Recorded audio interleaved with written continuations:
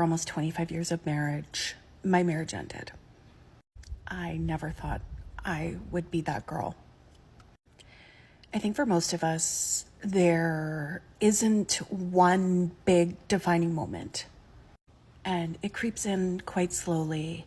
It's not reaching out to them first when you've got great news or bad news. It's spending more time at work, so you're not going home. It's moments where their presence feels lonelier than their absence. That's when you know it's not just a rough patch. Curious if you've been through separation, what was that moment for you? I knew my marriage was over long before it ended, and I remember laying in bed at night asking myself if I could do this just 10 more years, just till the kids were done with school. Talking myself down every night and talking myself up every morning that I could do it for them. I could suck it up for them. I could keep their world together, keep their childhood the same. I could sacrifice my happiness, continue to feel like I was a shell of myself for the sake of my kids and for the way that my life looked on paper, because on paper it was picture perfect. I was a nurse practitioner, he was the cop, we lived in a nice neighborhood, had the nice house, 2 beautiful kids, 1 boy, 1 girl. But every night when I laid in bed, I wondered how much longer I could do this for. If I could make it through another day of pretending everything was fine. That I was fine being mom and dad and bill payer and housekeeper and secretary for schedules, doctor's appointments, childcare, school events. And my resentment grew every day. There was a lot of other stuff. There was a lot of other things that were not okay, that were done.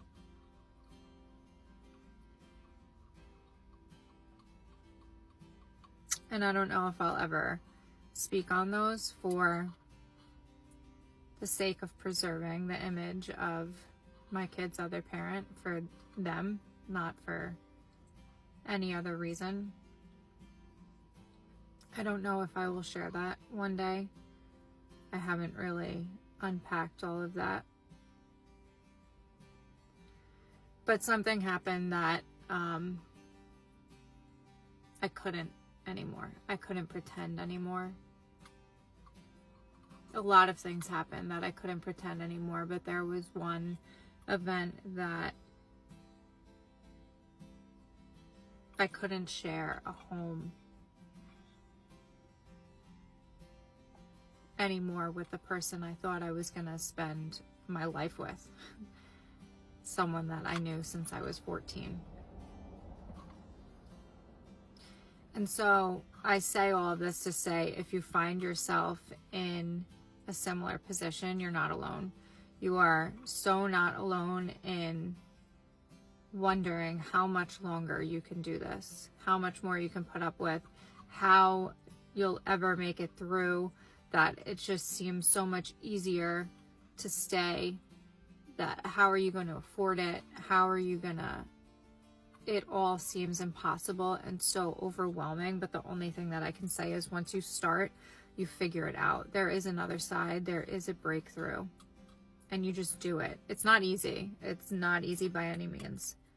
It is not, especially when there's little hearts involved. It's not easy. But one thing that I will say is I'm finding myself again, and I'm not the person that I became in my marriage or what I thought was left of me. And it's taking a lot of time to deconstruct the image of what I thought my life was going to be, both in my own work and in therapy. It's a lot, but it's so worth it because I'm happy. My kids see me happy. They get the energetic, full of life mom that loves to do things with them and loves to have fun, instead of a body just existing, wondering if there's supposed to be more to life, or if everyone just feels this way and nobody talks about it. It's not normal. So that's my rant of the day. I was talking to a friend of mine last night about some issues that she's having in her marriage right now. And she's been unhappy for a really long time. They've been together for, God, probably 20 years. And it's been a long time that since she's been happy in that relationship. And, they have kids, and of course, every part of their existence is intertwined with one another, right? And I know there are so many women out there that are facing a similar situation, and they're in a similar boat where, they're in this unhappy relationship. They've communicated why they're unhappy. They've given one opportunity after another for their partner to make changes, or try to meet them where they're at, or whatever the situation is. And I just want to say that I had a very similar situation in my own life. I was married to my ex-husband for 16 years. We had 2 kids together, and I tried so hard to make that relationship work. In the end, we had been to 7 different marriage counselors. I just kept thinking there's going to be somebody else that is going to be able to get through to him, that is going to, find the magic touch that is going to, help him to understand the issues here and, what I am trying to communicate. I tried to communicate in a million different ways. I was, very gentle, very angry, aggressive, soft. I would let it go. I wouldn't talk about it for a while. And the best I ever got was about maybe 2-3 weeks of changed behavior before it slid right back to the problems and exactly what had been the issue from the jump. And, I think I had known for probably a decade, honestly. I had probably known for about 10 years that this was not a good match, that this guy was just going to probably forever be an albatross around my neck.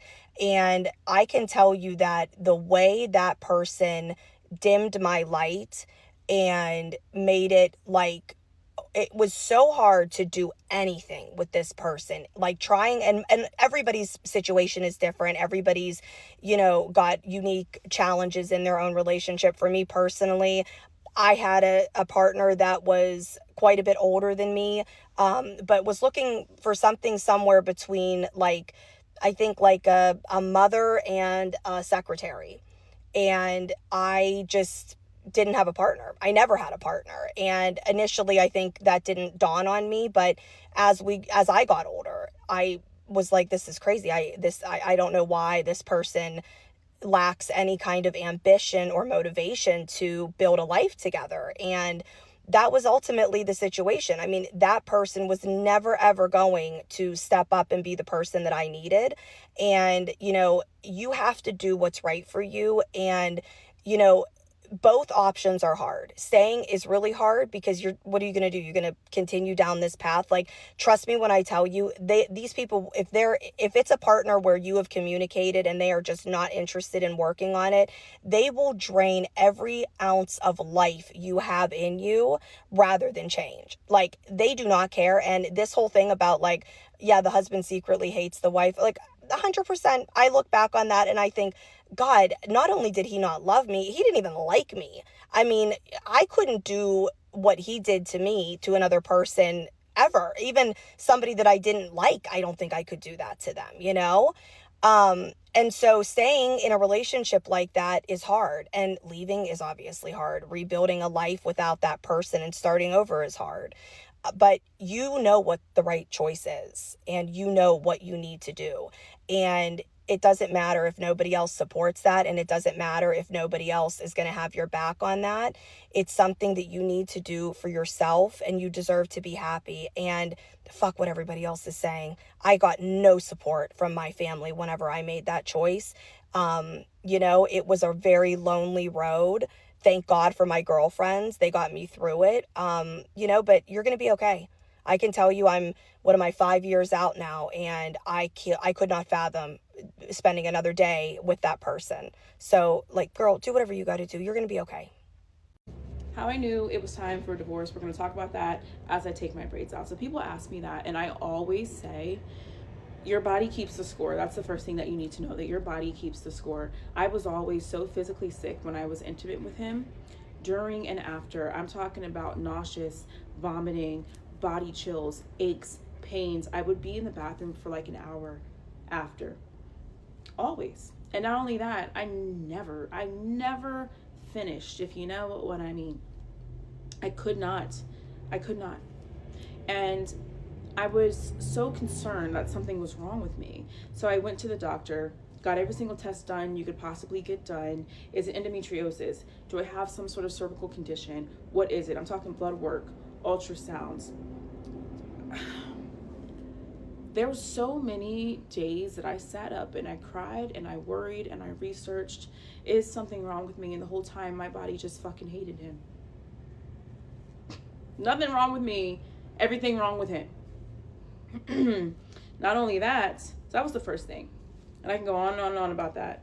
But the second thing was that I started to have major panic attacks. And this is somebody that has never had a panic attack in their life prior to this. There was always a heaviness associated with this man, and I was scared of him. And my body, because my nervous system was dysregulated, would go into fight or flight, essentially. And I was having these panic attacks, and I had to be on medication to be home.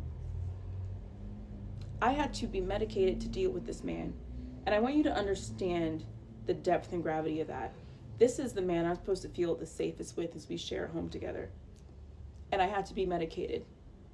The second that I left him, I never took that medication again because the panic attacks completely dissipated.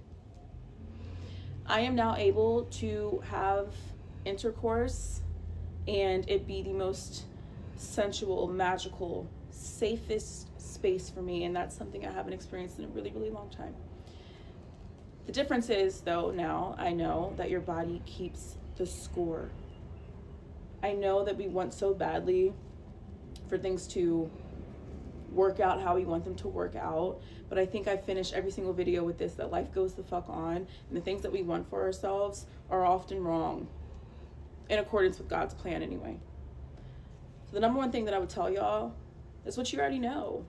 Your body keeps the score and you need to listen to it. I love you. Signs I knew my marriage was over. I knew it was over when we didn't respect each other. I knew it was over when we laid in bed at nights and we put this huge body pillow between us. Like, we just did not want any contact whatsoever. Anytime our feet accidentally touched at night, we just repel off each other. We didn't kiss anymore. It was all pecks, or just it felt like a chore. And the most obvious sign for me, looking back, was that she brought out the worst in me and I brought out the worst in her. It's amazing how that can happen. You marry somebody, you love them with all your heart, but over the years, you grow into different people and just the very sight of them repulses you. When you lose respect, you don't even want to touch each other and they bring out the worst in you and you do to them, it's over. So I was speaking with a girlfriend the other day about divorce, and she was asking me, when was one of the first signs that I knew something was wrong with my marriage? And I have this memory so heavily imprinted on my brain, I can still feel it to this day, and it sounds so weird. It was the middle of the night, we were both asleep, and in the middle of the night, my ex, while he was asleep, grabbed me from behind for a spoon hug in bed. It was like one of those really good big bear hugs in bed. And that sent me like electricity through my body. I have never in that marriage experienced such joy than when he hugged me in that moment. And he was asleep and he wasn't doing it intentionally. And that joy and elation carried me through the week. I was walking on cloud 9 because of that hug. And I kept thinking about it, and I started thinking, like, in hindsight, obviously, why am I so excited about a simple hug when he was unconscious? That's how little I had the affection that I needed. And it kind of clicked. I was like, that tiny little absolute nothing moment ended up being the best thing in my marriage that week. And that incident is what made me start kind of taking inventory of my relationship and taking a really hard look at it and realizing all the holes that were in my marriage. Okay, calm down. I did not divorce him because of the hug. It was years after that we ended up getting divorced.